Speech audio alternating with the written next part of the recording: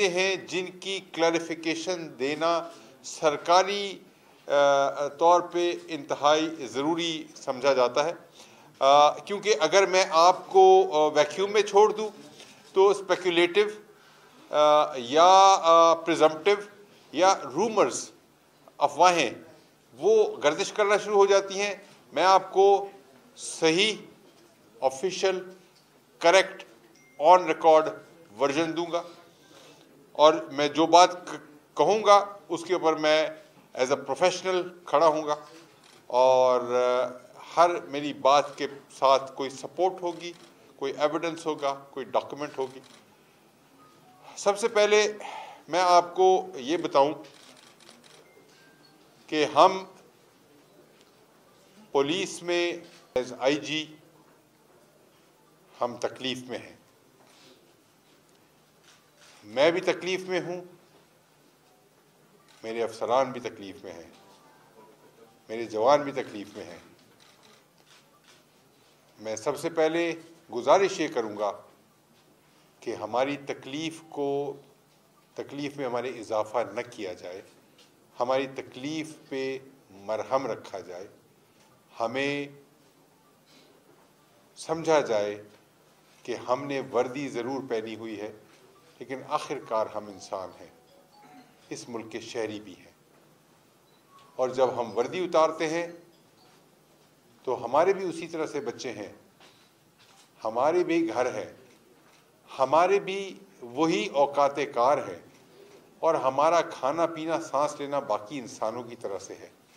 तो खुदारा हमें ऐसा न समझा जाए कि हम शायद बेहिस हैं।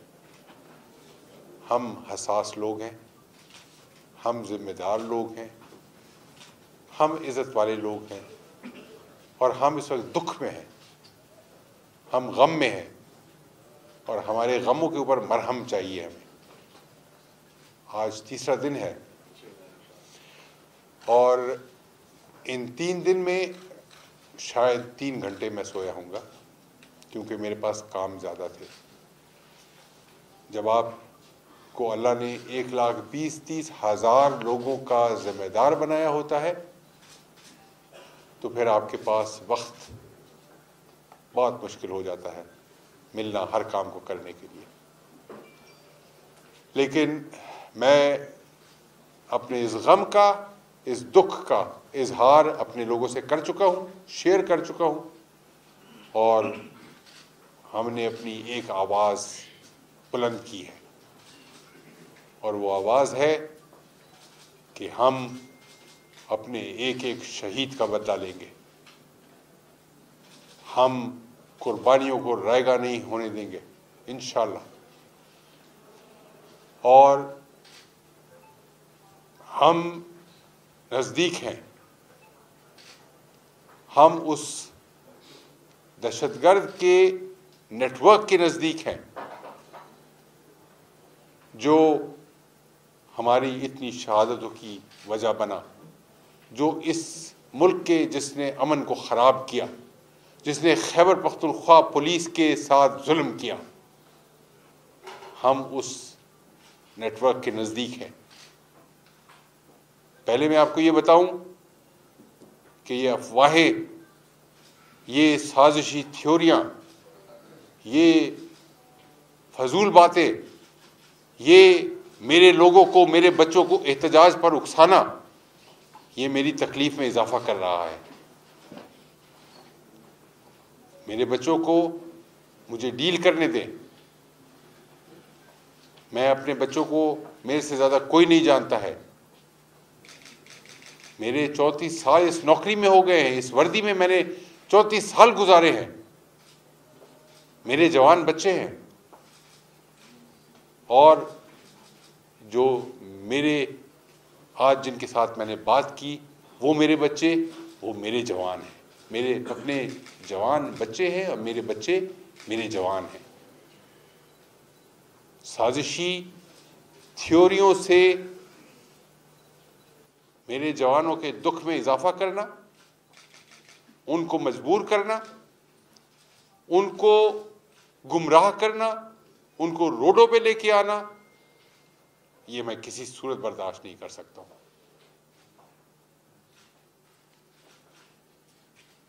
साजिश ड्रोन हमले की कि जी ड्रोन हमला हो गया। पूरे मीडिया ने पहले दिन देखा, छत जमीन पे गिरी हुई है, छत इंटैक्ट है, छत एक पीस में है, छत की एक एक ईंट नजर आ रही है। फिर आप कहते हैं ड्रोन हमला। ड्रोन हमला कोई सुई थी कि अंदर चली गई जिसका पता नहीं चला? ड्रोन हमले से छत पे सुराख होना चाहिए था। कहां है वो सुराख? मीडिया के पास फुटेज मौजूद है। वो ड्रोन हमला कहां से आया, किस जगह से गया? जो ड्रोन हमला था बिल्कुल गलत बात है। फिर कोई कहता है कि कोई बहुत बड़ा धमाका, कोई ऐसा मवाद, कोई आईडी रखी गई। आईडी जब रखी जाएगी, ये मेरे साथ किधर गए जी? वीडियो वाले नजदीक आ जाए जरा, अपनी चेयर लेकर नजदीक आ जाए।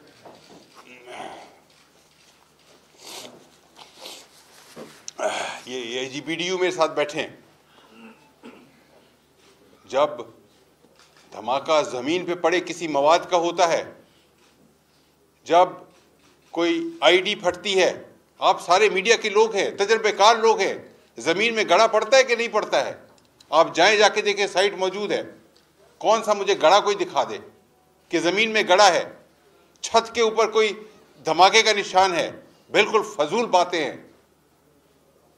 हर आदमी एक साइंसदान बना हुआ है यहां पे, ग्राउंड के ऊपर देखा नहीं है किसी ने। जो बम डिस्पोजल यूनिट है, जो स्पेशलिस्ट है, जो काम करने वाले, उनको कोई समझता है कि शायद वो सारे के सारे आलाकार बने हुए हैं। ये आप हमारी दुख में, हमारी तकलीफ में इजाफा कर रहे हैं। हमें छोड़ दें, हम तफ्तीश कर रहे हैं। हम अपने बच्चों की कुर्बानियों को ज़ाया नहीं होने देंगे। हम अपने शहीदों के कातिलों को ढूंढ रहे हैं। हम अपने शहीदों के कातिलों को ढूंढेंगे और उनको हम जो करार वाकई सजा देना कानून कहता है हम करेंगे। लेकिन ये साजिशें ख़त्म होनी चाहिए। अगर आप शहादतों का सवाल करते हैं कि जी किसी एक खुदकुश धमाके में इतने लोग कैसे हलाक हो सकते हैं, शहीद हो सकते हैं, आप जाएं, जाके देखें।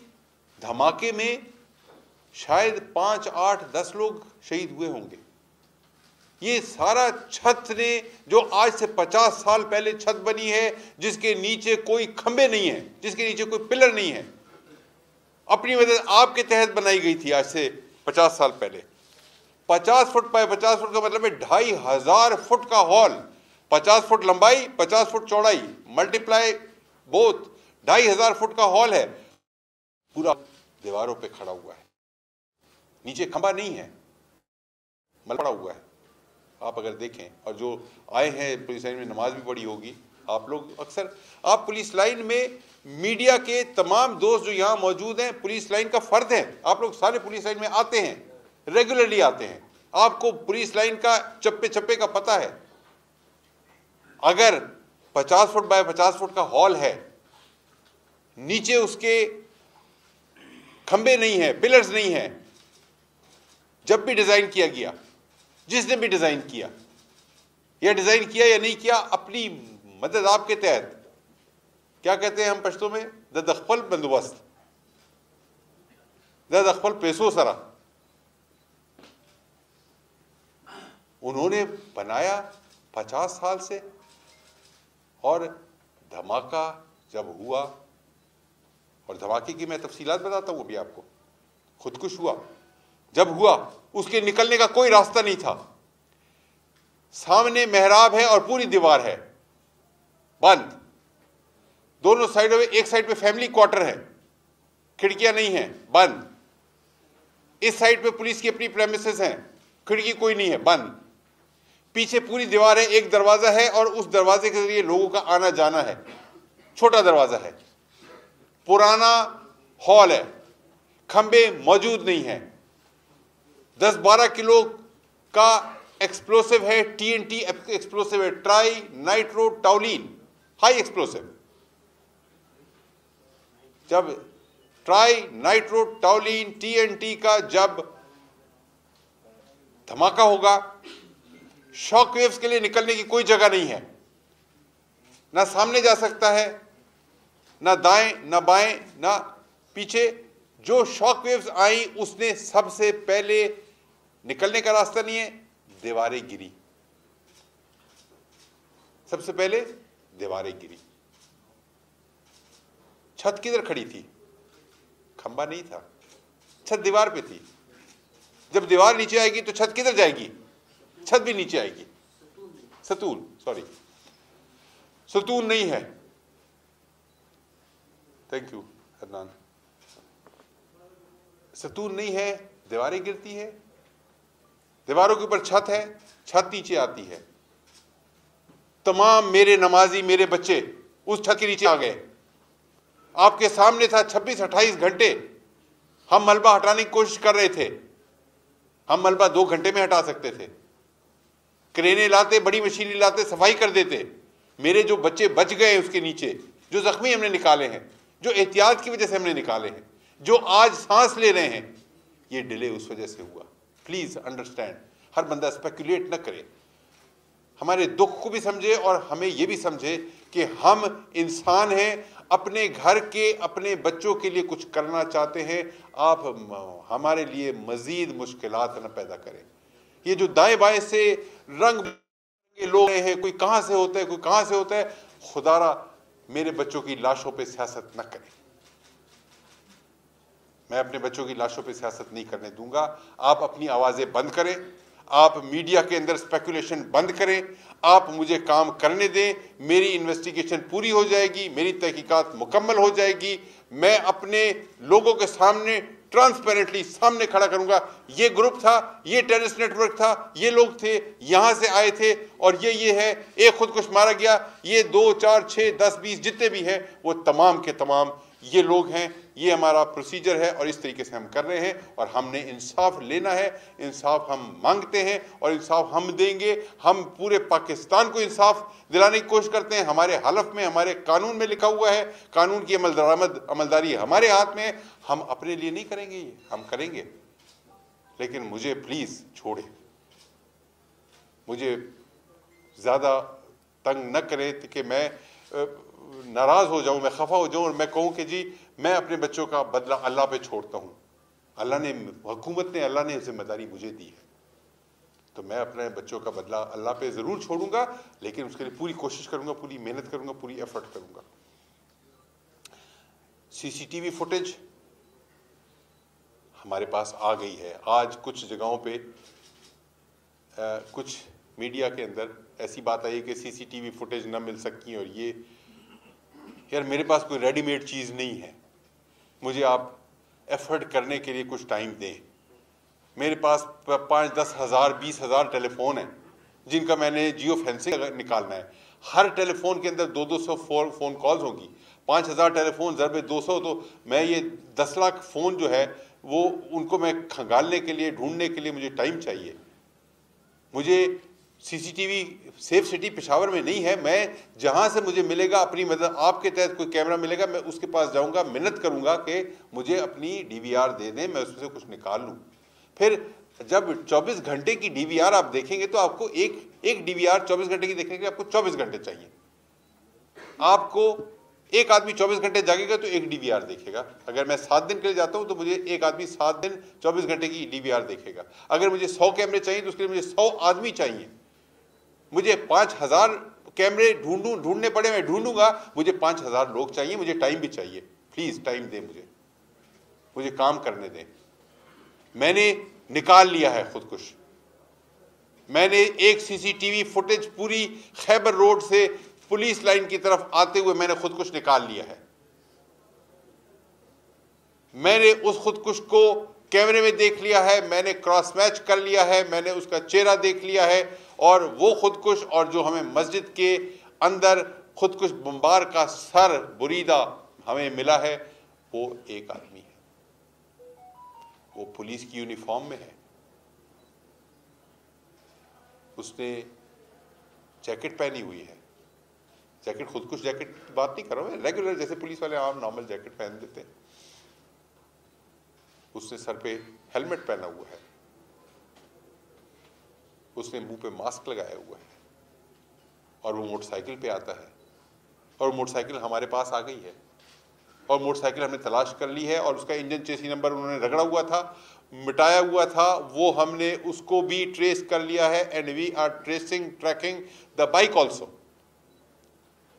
एंड जो पुलिस लाइन के अंदर हमने कैमरे अपने लगाए हुए थे उसके जरिए हमारे पास फुटेज आ गई, चेहरा आ गया, बंदा हो गया। नेक्स्ट स्टेप उसका शनाख्त का है, उसके बाद नेक्स्ट स्टेप नेटवर्क का है, उसके बाद जो उसके फैसिलिटेटर्स हैं उन तक पहुंचने का है। मेहरबानी करें, जल्दबाजी ना करें, हम ढूंढेंगे। हमने खैबर पख्तूनख्वा पुलिस ने अपने किसी शहीद का बदला नहीं छोड़ा है। आज या कल, जल्द या देर से, हमारे हर शहीद का जो कातिल था या गिरफ्तार हुआ या मारा गया या कानून के दायरे में गया, छोड़ा नहीं हमने। खैबर पख्तूनख्वा पुलिस शहीदों की, गाजियों की, बहादुरों की, दिलेरों की, जरूरतमंदों की फोर्स है। बेगैरत नहीं है हम आपके लिए भी लड़ते हैं, हम अपने लिए भी लड़ेंगे। और मुझे सुबह खैबर पख्तूनख्वा के अवाम पे फख्र है और मुझे सुबह खैबर पख्तूनख्वा के मीडिया पे फख्र है। खुदा की कसम, जो ओनरशिप मुझे मिलती है, जो मेरे बच्चों को मिलती है, ये यहां बैठे हैं सारे के सारे, जितने राइट लेफ्ट मेरे बैठे हैं, जो ओनरशिप मुझे देते हैं, मेरे से जाती तौर पे कोई नाराज हो जाए, शायद मैंने किसी को वक्त ना दिया हो या ना दे सका हूं, लेकिन खैबर पख्तूनख्वा पुलिस के फिर डिफेंस पे खड़े हो जाते हैं। कोई गलत बात करता है, छोड़ते नहीं उसको। अदनान ऐसा ही है। तो मुझे अपने मीडिया पे खैबर पख्तूनख्वा के फ़ख्र है, मुझे अपने अवाम पे फ़ख्र है। द पुलिस और द उलुस यहूदे और द खैबर पख्तूनख्वा पुलिस तासो द अखबल पुलिस, ये हमारे नारे हैं। इसलिए इंशाल्लाह मैं आपको, जो मेरा पहला पार्ट है, मैंने आपको बताया साजिश थ्योरी, कॉन्स्पिरेसी थ्योरीज का। मैंने आपको बताया ये जो स्कड मिज़ाइल और ड्रोन मिज़ाइल और जो ज़मीन में पता नहीं 500 किलो और 200 किलो और ये सारे के सारे ये एक्सपर्ट बने हुए। यार अपना अपने काम करें आप प्लीज़। जो मेरे एक्सपर्ट हैं, मेरे AIG BDU यहाँ बैठे हुए हैं, वहाँ से बॉल बेयरिंग मिले हैं, बॉल बेयरिंग मिले हैं। खुद कुछ जैकेट के अंदर जो बॉल बेयरिंग इस्तेमाल होते हैं कल मिले हैं मलबे के में। जाहिर है आखिरी सर्च, पहला काम था सर्वाइवर्स को ढूंढना, फिर शहीदों को निकालना। बॉल बेयरिंग्स पे तो अगला काम है हमारा। प्लीज़, मैंने आपको कई दफ़ा कहा मुझे छोड़ दें, मुझे काम करने दें। बॉल बेयरिंग्स मिले हैं वहाँ से, ज़मीन में गड़ा नहीं है, छत साबित है। ये आपकी साजिशी थियरीज कहाँ जाती हैं फिर? मैंने आपको पहली बात की कि ये खुदकुश हमलावर था। दूसरी मैंने आपको बात की, इस खुदकुश हमलावर को हमने ट्रेस कर लिया है। इसकी हमने CCTV की पूरी जो इमेज है, खैबर रोड से पुलिस लाइन की, मलिक साद खान शहीद पुलिस लाइन की तरफ आते हुए, फिर मोटरसाइकिल को ड्रामा करके साइड पे घसीट के लेके जाना और फिर पुलिस की वर्दी में होना, और हाँ पुलिस की यूनिफॉर्म में था। और ये मेरी कोताही है, मेरे बच्चों की कोताही नहीं है। मेरे सिपाही जो खड़े हुए थे वहाँ पे, उनकी कोताही नहीं है। मैं कहता हूँ कि जो कोताही है वो मेरी कोताही है। मैं अपने CCPO की कोताही भी नहीं समझता हूँ, मेरी कोताही है। मेरे बच्चों को, जो मेरे सिपाही थे जिन्होंने चेक करना था, किसी वजह से रह गया मेरे सिपाहियों से, नहीं कर सके वो चेक। पुलिस की वर्दी देख के, अपना भाई समझ के, अपना पेटी वाला समझ के नहीं कर सके चेक। 12:37 पे वो गेट से दाखिल होता है, अंदर आता है, एक किसी शख्स से बात करता है। एक हवलदार है हमारा, जिसको हमने बाद में बुलाया, कल पूछा, और वो हमारा पुराना हवलदार है। और उससे पूछा कि ये तुमसे क्या बात कर रहा था? तो उसने पश्तो में कहा कि उसने मेरे से पूछा कि द जमात कम ज़ई के दे। अब एक आदमी है पुलिस की वर्दी में, वो पूछे जमात कम ज़ई के दे, मतलब मस्जिद किस तरफ है? ये उस शख्स को अंदर से वो वाकिफ नहीं है, उसको टारगेट किसी ने दिया है, मास्टरमाइंड है, एक पूरा नेटवर्क है, रेकी भी ज़रूर हुई है उसकी, और कहीं ना कहीं से किसी न किसी हवाले से उसको जब ये टारगेट दिया, रेकी करके दी, तरीक़ाकार समझाया गया, तो ये अकेला आदमी नहीं है, लोन रेंजर नहीं है, उसके पीछे एक है पूरा नेटवर्क है, जो मैंने आपको बताया कि हम ढूंढ रहे हैं और ढूंढेंगे इंशाल्लाह। लेकिन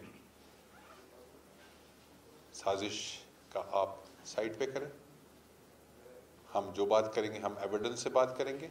ये जो सारी बात मैंने की आपसे, ये यही बात है, और ना ड्रोन है ना कोई और चीज़ है, खुद कुछ बम्बार है, पैलेट्स, बॉल बेयरिंग्स हमारे पास हैं, और हमारी इन्वेस्टिगेशन चल रही है और बहुत तेज़ काम कर रहे हैं, हम रातों को जाग रहे हैं। एक के बजाय 10 टीमें हम लगाते हैं, जहाँ पे एक आदमी से काम चल सकता है, हम 10 लोगों को अदर पॉसिबिलिटीज एक्सप्लोर करने के लिए हम लगा देते हैं,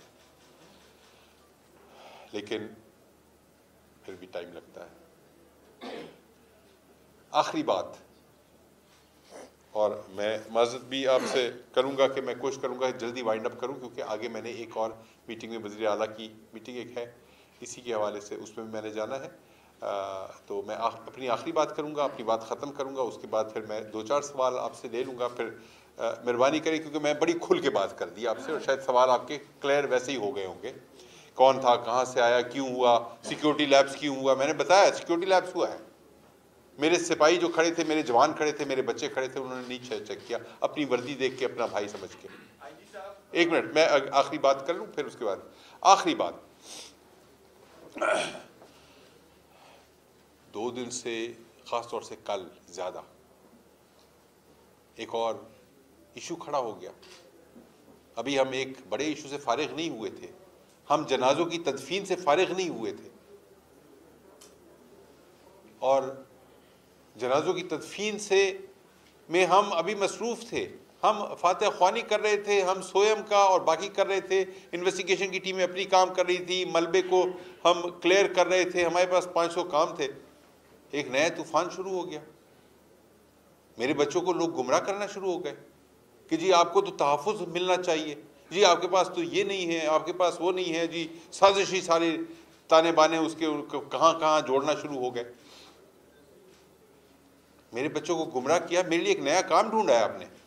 आपसे मुराद आपकी बात नहीं कर रहा हूँ, जो लोग कर रहे हैं ये, मेरे लिए एक अपने नया काम ढूंढा है कि मैं अपने बच्चों को कभी प्रेस क्लब पेशावर पे ढूंढने जाता हूँ, कभी प्रेस क्लब मर्दान पे जाता हूँ, कभी मैं स्वाबी में होता हूँ, कभी मैं नौशहरा में होता हूँ।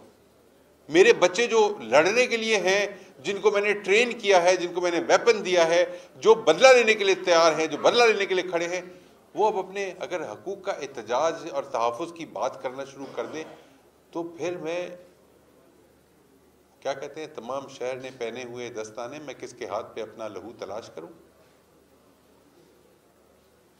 मेरे बच्चे अपना कातिल, अपने दुश्मन खुद ढूंढते हैं, ढूंढ सकते हैं, ढूंढते हैं, ढूंढते आए हैं, खुद वो करेंगे। तहफ़्फ़ुज़ वो किसी से नहीं मांगेंगे, वो अपना तहफ़्फ़ुज़ भी करेंगे, वो अवाम का तहफ़्फ़ुज़ भी करेंगे, वो इस मुल्क का तहफ़्फ़ुज़ करेंगे, मुल्क की सालमियत का तहफ़्फ़ुज़ करेंगे। उनको तहफ़्फ़ुज़ की ज़रूरत नहीं है, अल्लाह ताला ने उनकी हिफाजत का ज़िम्मा लिया हुआ है। और चंद गुमराह लोगों ने, कुछ ऐसे लोगों ने जिनका अपना एक एजेंडा था, अपना मकसद था, एक इशू बनाना था, मीडिया के ऊपर कोई हेडलाइंस, कोई सोशल मीडिया पे, कोई इलेक्ट्रॉनिक मीडिया पे, कोई प्रिंट मीडिया पे हेडलाइंस देनी थी उन्होंने कि पुलिस के अंदर खुदा न खास्ता कोई बेचैनी, इस तरह और ये इस तरह की बातें। मेरे बच्चे हैं, मैं उनको संभालना जानता हूँ, संभालता आया हूँ। आज मेरी बात हुई है, पूरे सूबे में हमने दरबार किए हैं, हमने तमाम लोगों से बात की है, उनको बताया है, उनको ये बताया है कि जी आपका जो रास्ता है वो एहतजाज का रास्ता नहीं है, आपका रास्ता जो है वो अपने दुश्मन से बदला लेने का और दुश्मन को देखने और ढूंढने का रास्ता है। एक एक शहीद के घर पे मेरे अफसर गए हैं, एक एक शहीद के घर पे हमने फौरी इमदाद अपने वेलफेयर फंड से घरों पे पहुंचाई है, एक एक जख्मी के पास मेरे अफसर गए हैं। एक एक जख्मी के पास फौरी नकद इमदाद हमने अपने वेलफेयर फंड से पहुंचाई है। एक एक शहीद के घर हमने ये स्वयं का खाना हमने पहुंचाया है। हमने हर घर में फातिहा की है, और इससे पहले भी और आज भी और आइंदा भी। शहीद हमारे अल्हम्दुलिल्लाह अल्लाह ताला ने कुरान में इरशाद किया जिंदा है और मेरे बच्चे हैं, और अल्लाह ताला उनके बच्चों की और मेरे तमाम शोहदा की बच्चों की उनके उम्र दराज करे, शोहदा की दर्जात बुलंद करे, मेरे ज़ख्मियों को अल्लाह ताला शफा दे। और इस सारी बात के बाद मेरा ख़्याल ये है कि अब सब साजिशी बयानियाँ, हर किस्म के एहसास अदम तहफ़्फ़ुज़, और ये बातें ख़त्म होनी चाहिए। ये एक जंग है, ये जंग आज की नहीं है, ये जंग चली आ रही है, ये जंग हम लड़ रहे हैं। जंग में नुकसान होता है, जंग में कभी हमारा नुकसान होता है, जंग में हम जवाबी नुकसान करते हैं। ये वो नहीं है कोई ड्राइंग रूम में बैठ के हम फाइलों के ऊपर कागज़ के ऊपर कलम से नहीं लिख रहे हैं। ये इंसान लड़ रहे हैं, असला है, गोला बारूद है, नाइट विजन डिवाइसेस हैं, थर्मल साइट्स हैं। ये जंग खून की जंग है, और एक दिन की जंग नहीं है, और जंग में नुकसान होता है। मेरे 100 जवान शहीद हुए हैं पीर के दिन, उससे पहले 2100 जवान और शहीद मेरे हुए हैं, जिनके नाम मेरे दफ्तर के बाहर आपने सबने देखे हुए, इतने बड़े बड़े बोर्ड लगे हुए हैं, वो भी शहीद हुए, इसी जंग में हुए हैं। तो जंग में नुकसान होता है। हम कोई ऐसे महकमा नहीं है जिसका काम कागजी कार्रवाई करना और बंद करना फाइल को और चले जाना। और मैंने अपने जवानों से आज पूछा, मैंने कहा खड़े हो, कहते हैं खड़े हैं। मैंने कहा लड़ोगे, कहते हैं लड़ेंगे। मैंने कहा जीतोगे, कहते हैं जीतेंगे। मैंने कहा कि मैं खड़ा हूं, मैं लड़ूंगा, मैं जीतूंगा।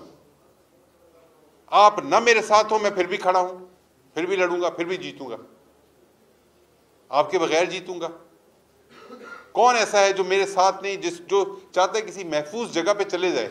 मैंने कहा हाथ उठाएं, जो महफूज जगह पे चले जाए। इस जंग में खतरा बहुत है, जान का भी खतरा है, जख्मी होने का भी खतरा है। मैंने कहा खड़े हो जाएं, हाथ उठाएं। एक आदमी का हाथ नहीं था उठा हुआ। मैंने कहा कौन है जो मेरे साथ खड़ा हुआ है जंग लड़ने के लिए? मेरा 1000 जवान खड़ा हो गया। Not one person was standing.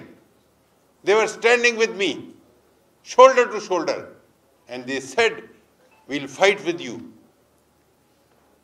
आप हमारे बड़े हैं, आप हमारे आईजी हैं, हम आपके साथ खड़े हैं, हम आपके साथ लड़ेंगे।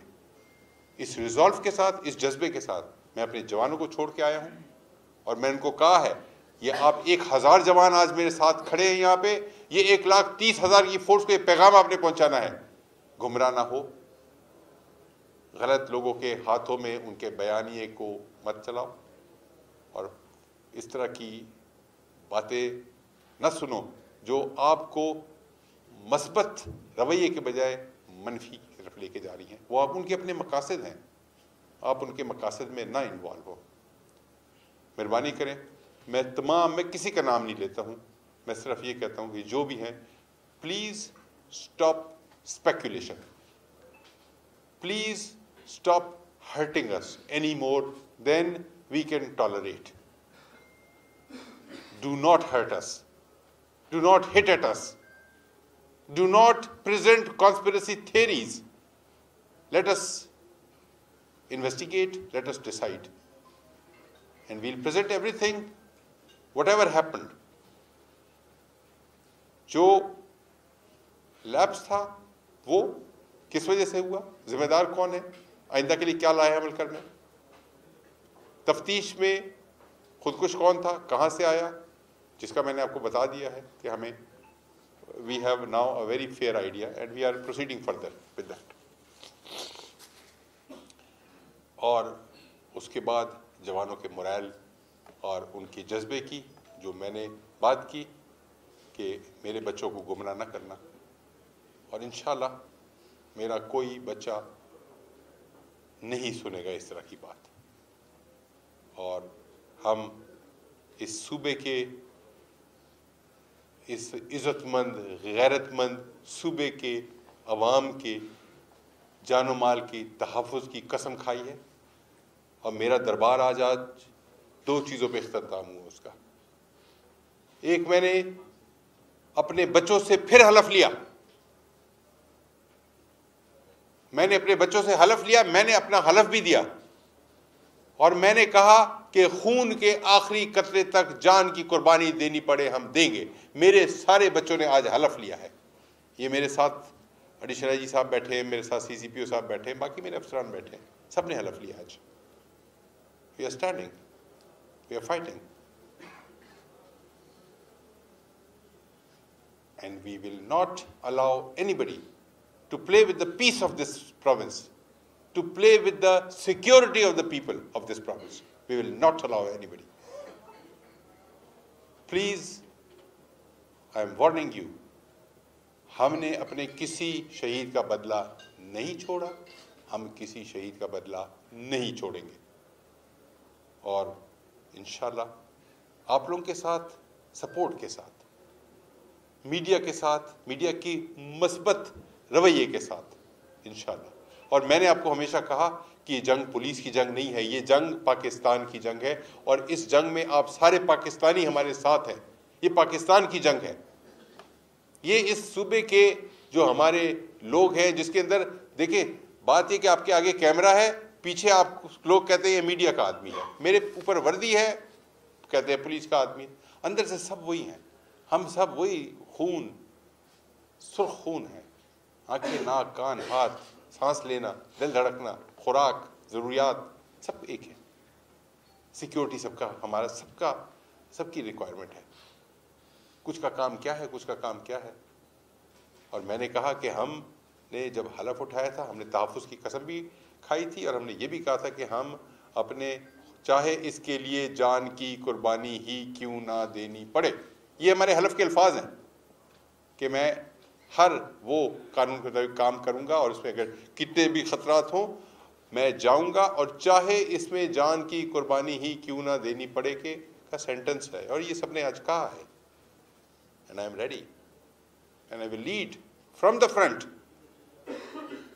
And I will fight. And I told my people कि आप मेरे साथ खड़े हो गए तब भी, और अगर कोई मुझे डिजर्ट करता है तब भी मैं खड़ा हूँ। इंशाल्लाह आप तमाम साहिबान का बहुत शुक्रिया। और मेरा थोड़ा सा आज आपने वो नोट किया होगा कि कुछ जज्बात, मैंने कुछ जज्बाती बातें की हैं। ये मेरी जज्बात जो थे, ये मेरे अंदर गम भी है और मेरे अंदर गुस्सा भी है। मैं शायद हर एक को बता नहीं सकता हूँ। लोग समझते हैं कि जी शायद कंधे पे तलवारें लगा के इंसान का दिल जो है उसमें जज्बात ख़त्म हो जाते हैं, तो दिल दिल रहता है, इंसान इंसान रहता है। ये तो सिर्फ मेरी शनाख्त है। अंदर इंसान आप जैसा हूँ मैं, तो मुझे गम भी है, गुस्सा भी है और इंशाल्लाह तमन्ना भी है, शहादत की भी और बदले की भी। आखिर में मैं भी एक रिक्वेस्ट करना चाहता हूँ, गुजारिश करना चाहता हूँ तमाम मीडिया के भाइयों से कि बराए मेहरबानी इस मौके पे बेबुनियाद ख़बरों को नशर करने से गुरेज करें।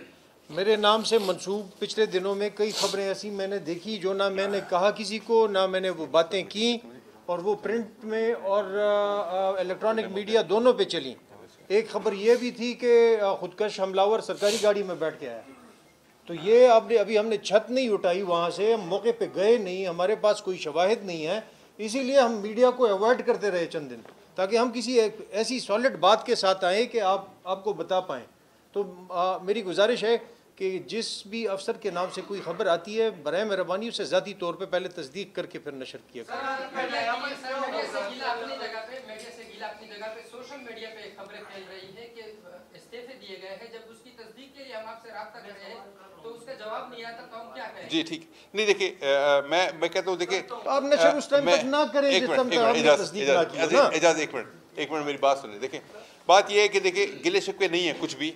मैं आपसे ये कह रहा हूँ, whatever has happened in the last 2-3 days, एक आप दीवार लगा दें, आप एक लाइन खींच दें, जो हो गया मेरी गलती थी, किसी और की गलती थी, जो भी था उसको छोड़ दें। हमने पॉजिटिव मुस्बत तरीके से जाना है। सिर्फ हमारी गुजारिश यही है कि आप कोई ऐसी चीज़ हो तस्दीक कर लें, न तस्दीक हो सके क्योंकि हमारी ज़िंदगी भागदौड़, शायद हम हर वक्त मीडिया के साथ इंटरेक्ट करना मुश्किल होता है। तो मैं एक तो वो करता हूँ कि मैं शायद मसरूफ़ हूँ मगर मेरे दफ्तर में मैं किसी ऐसे उसको रियाज साहब हमारे खड़े हुए वैसे, लेकिन ये कि मैं किसी साथ में अपने यूनिफॉर्म सीनियर अफसर को भी लगा देता हूँ और हम आपकी वो कर दें।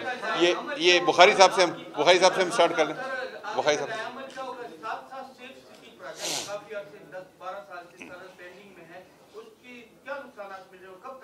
जी, मैं क्विकली जवाब दे देता हूँ। आगे का लाए अमल क्लियर है, कोई शक नहीं है। दहशतगर्द के तमाम फैसिलिटेटर्स, नेटवर्क, जो मास्टरमाइंड, उनको ढूंढना, कानून के दायरे में लेके आना, ये हमारा आगे का लाए अमल का ऑब्जेक्टिव ये है। उसके प्रोसीजर्स जो हैं, उसके जो स्टेप्स हैं वो हमें अपने हिसाब से चलाएंगे, नंबर 1। नंबर 2, जी मैं उससे बात करता हूँ, नंबर 1। नंबर 2, इस तरह के आगे दोबारा से मामलात का न होने देना या इंसदाद करना, उसके लिए सिक्योरिटी मेजर्स क्या लिए जा रहे हैं, लिए गए हैं, इसके लिए हमने हिदायत जारी की है। उम्मीद है कि हमारे जो लोग हैं सेंसिटाइज हो जाएंगे। मैंने अपने आज जवानों को बताया कि जी आपकी ही वर्दी में, आपके ही हुलिये में अंदर दाखिल होते हैं, मेहरबानी करें आप चेक करें। आज मेरी गाड़ी को रोका गया जब मैं सेक्रेटेरिएट में दाखिल हो रहा था, मेरे लोगों ने रोका, मेरे अपने पुलिस वाले थे, कोई और आदमी नहीं था, मेरे अपने पुलिस वाले थे। उन्होंने मेरी गाड़ियों को रोक दिया, आप रुक जाएं। उन्होंने मेरी पूरी गाड़ी को सर्च किया, स्कैन किया और उसके बाद फिर मुझे 2-4 मिनट लग गए और मेरा स्टाफ और ड्राइवर वगैरह जो थे उनको बहुत गुस्सा आ रहा था कि ये क्यों कर रहे हैं। और मैंने कहा छोड़ दो भाई, उनको अपना काम करने दो, चेक करने दो। आईजी को उसका अपना एक सिपाही हेड कांस्टेबल चेक करेगा, आईजी खड़ा होगा, रुकेगा, चेक कराएगा, फिर जाएगा आगे। मैंने उनको ये बता दिया, ये सेंसिटाइजेशन की बात है। सेफ सिटी का प्रोजेक्ट 9-10 साल से तातुल का शिकार था, उसको हमने अभी रीएक्टिवेट किया, एनर्जाइज किया। मैं चाहूँगा आप लोगों को एक हम ब्रीफिंग, मेरे जो प्रोजेक्ट डायरेक्टर सेफ सिटीज़ हैं, आज कल में कोई दे दें। प्रोग्रेस उसमें वो प्रोग्रेस है जो पिछले 9 साल में नहीं हुई थी। उसमें फिजिबिलिटी, उसके लिए कंसल्टेंट, उसके लिए काम शुरू होना वगैरह वगैरह, ये सारा का सारा पहला फेज़ इंशाल्लाह हमें उम्मीद है, अगर हमें फ़ंड की फराहमी में ताख़ीर न हुई तो पहला फेज़ इंशाल्लाह हम जून तक मुकम्मल कर देंगे और वो भी हो जाएगा।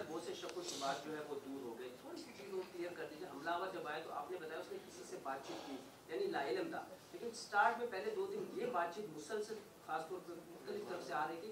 एक तो कि वो अंदर उसका किसी से राब्ता है या अंदर कोई लोगों के साथ उसके लिंक्स है, शायद बैरिको में रहा हो, तो अंदर की फेंसिंग क्या हुई। एक दूसरा सर, इतना बड़ा वाकया हुआ, 100 लोग हुए, अभी तक पेशावर पुलिस लाइन में पूरी बीड़ी नहीं की गई सर, ये भी थोड़ा सा हैरान क्यों था, इस हवाले से बताइए। अच्छा, एक जी, हमलावर जैकेट पहनी थी, क्या उसके हेलमेट में भी बारूदी मवाद था? जी ठीक। और अगर कोई साहब वो करे मैं नोट कर लेता हूँ।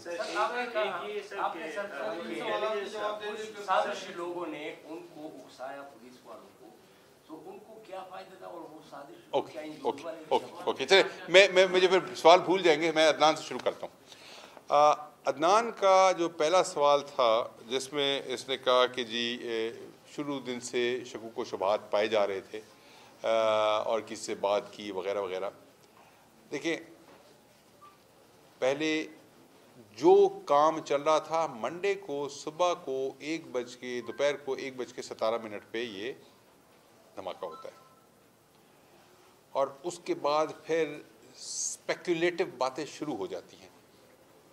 स्पेक्युलेटिव बातें मतलब स्पेक्युलेशन क्या कहते हैं, फर्जी, मफरूज़े। स्पेक्युलेटिव मफरूज़े जो है वो शुरू हो जाते हैं, क्या साराइयाँ शुरू हो जाती हैं और अंदर आया होगा, सामान मिला होगा। मैंने खुद बात की हुई है, ये नहीं कि मैंने नहीं की है, मैंने भी बात की है। हम अंदाजे लगा रहे थे कि जी ऐसे कैसे हो सकता है और कोई लाया होगा। मैंने बात की हुई है, मेरे साथ बहुत सारे लोगों ने, जिम्मेदार लोगों ने बात की है, because we were all in dark just as you all were and just as the whole nation was. We were all in dark, that was just speculative thing. हमने ये नहीं कहा कि लाया था, हमने कहा लाया होगा, इम्कान है, इस तरह की हमने बातें की। ये सारे इम्कान जो हैं वो फिर हम जब चीज़ें एविडेंस के साथ देख लेते हैं हम उसको कहते हैं ये खारिज अज़ इम्कान है। अब मैं आपको ये बताना चाहता हूँ, तमाम स्पेकुलेशंस खारिज अज़ इम्कान है। अंदर आया, एक हवलदार से उसने बात की मस्जिद के करीब जाके। हमारे पास 6-7 कैमरे जो इस पूरी रोड पे लगे हुए हैं, रोड मेरे ख्याल ऐसे चल रही है, तो इस पूरी रोड के ऊपर जो लगे हुए हैं 6-7 कैमरे, तमाम में फर्दन उसको चेक किया गया। और देखने के बाद और जिससे बात की, जिससे उसने पूछा कि जमात कमज़े के दे, तो वो जो है जिस बंदे से उसने बात की उसका हमने इंटरव्यू किया। And then he goes inside. Number 1 speculation जो है उसका नहीं है। दूसरी बात अदनान ने की कि जी बीडी कोई हुई या नहीं हुई, तो मैं ये AIG BDU हमारे साथ बैठे हुए हैं रबनवाज साहब, तो मैं इनसे वो कर लूँगा। और बीडी जहाँ की जो अफेक्टेड एरिया था, जो CCPO का ऑफिस था, जिस जगह पे आप बैठे हुए हैं, इन सब की बीडी हो चुकी है, लेकिन हो सकता है कोई जंक यार्ड हो, कोई स्टोर हो, कोई ऐसे इलाके हो, वहाँ की भी हो जाएगी। अगला कौन सा सवाल था जी? हाँ, रशीद का। रशीद ने क्या बात की थी? हाँ, ओके। देखिए, बात ये है, यहाँ हर मौके से, हर इशू से फ़ायदा उठाने वाले बहुत सारे लोग हैं। मैं नाम नहीं लूँगा, लेकिन मकसद होता है फ़ायदा उठाना। जब सैलाब आता है ना, उसका भी कोई ना कोई फ़ायदा उठाता है कि जी डैम कमज़ोर बना था, फलाने ने पैसा खाया होगा। जब कोई टड्डी दल का हमला ईरान से आता है, उसके लिए भी कुछ साजिश बनाने वाले मौजूद हैं, जो कहते हैं कि जी हमारे बॉर्डर पे शायद फेंसिंग नहीं थी, तो वो टिड्डी जो है जो फसलों को खाती है वो शायद वहाँ से आ गई। 2022 बहुत सारे तोहफे भी देखे गया पाकिस्तान की आवाम को। पाकिस्तान की आवाम को एक तोहफा ये दिया कि आवाम को पता चल गया कि पाकिस्तान का मीडिया क्या है। साल 2022 में सबसे ज्यादा देखे जाने वाला चैनल बोल न्यूज रहा नंबर 1। हमने बहुत सारे शोज और ट्रांसमिशंस की, पूरा साल मुसलसल जदोजहद में निकल गया कि ये वोट ऑफ कॉन्फिडेंस के पीछे कौन लोग थे। तोड़े रेटिंग के सभी रिकॉर्ड। सोशल मीडिया पर भी सबसे ज्यादा तेजी से 2.4 बिलियन व्यूज का संगे मील अबूर किया। एंकर्स को भी आवाम में सबसे ज्यादा मकबूलियत मिली और सोशल मीडिया पर भी बोल रहा सब पर भारी। सब्सक्राइब करें और बेल दबाएं ताकि कोई खबर रह न जाए।